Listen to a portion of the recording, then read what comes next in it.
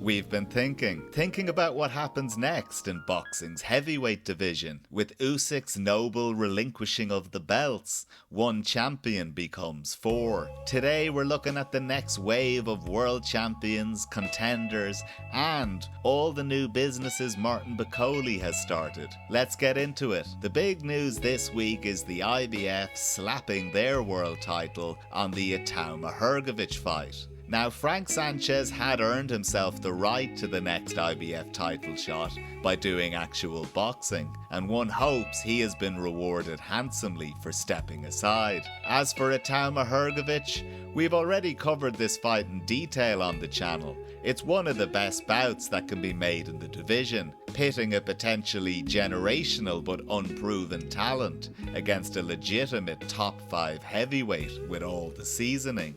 Hrgovic would represent an excellent scalp for Itauma and would kick the Moses World Titles era off in style. Assuming Itauma triumphs, the expectation is that his first defense would be ordered right away against the aforementioned Frank Sanchez. Don't bet on it.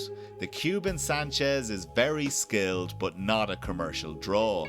He'll be jilted a few more times yet.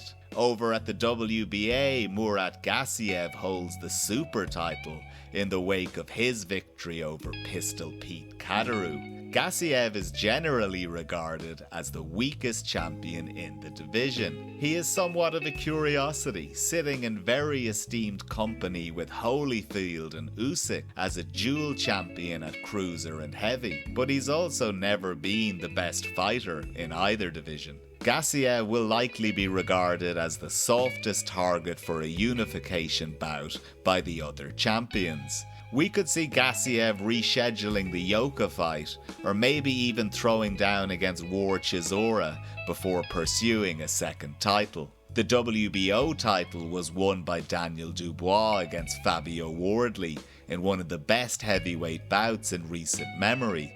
That title will be on the line again when these two rematch. No announcement has been made at time of recording, but whispers suggest it will happen before the year is out.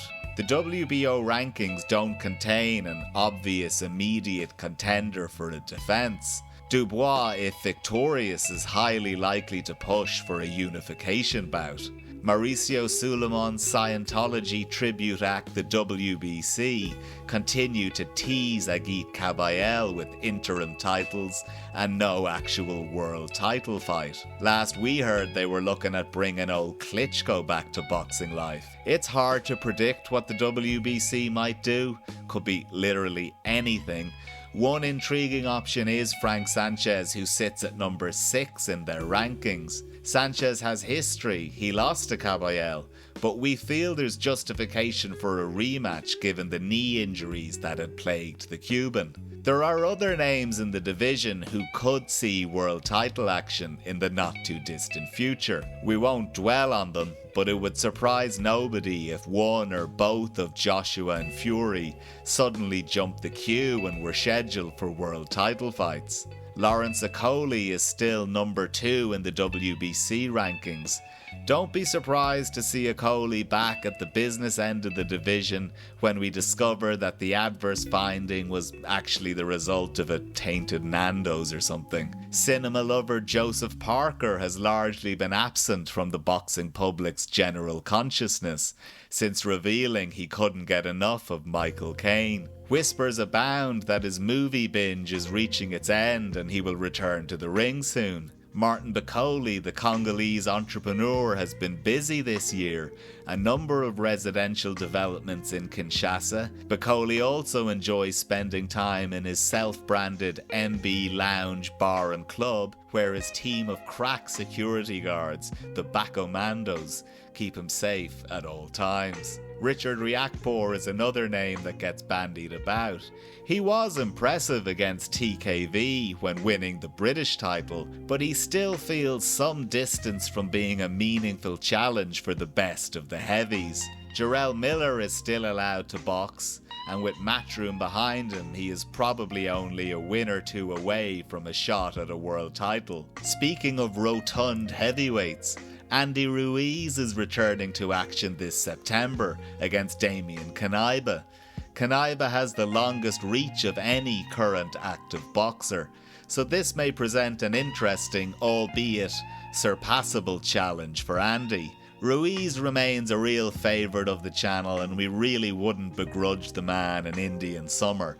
Give him Joshua 3. Olympic superstar and professional disappointment Bakhodir Jalolov remains highly ranked. Nobody has been impressed by his work in the pro ranks. Most recently against Agron Smakichi, Jalolov looked arrogant, bordering on disinterested. Maybe a tougher challenge brings more out of him.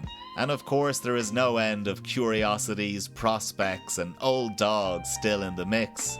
Strange things can happen in boxing, and guys like Rico Verhoeven, Nelson Heisa, Justice Hooney, Artem Soslenkov and Guido Vianello remain ranked in the top 15 with major sanctioning bodies. So what do you reckon? Who's going to thrive in this new heavyweight landscape? Who did we miss? Will this next generation be as good as the last? Stay safe. Book your premium heavyweight fights well in advance.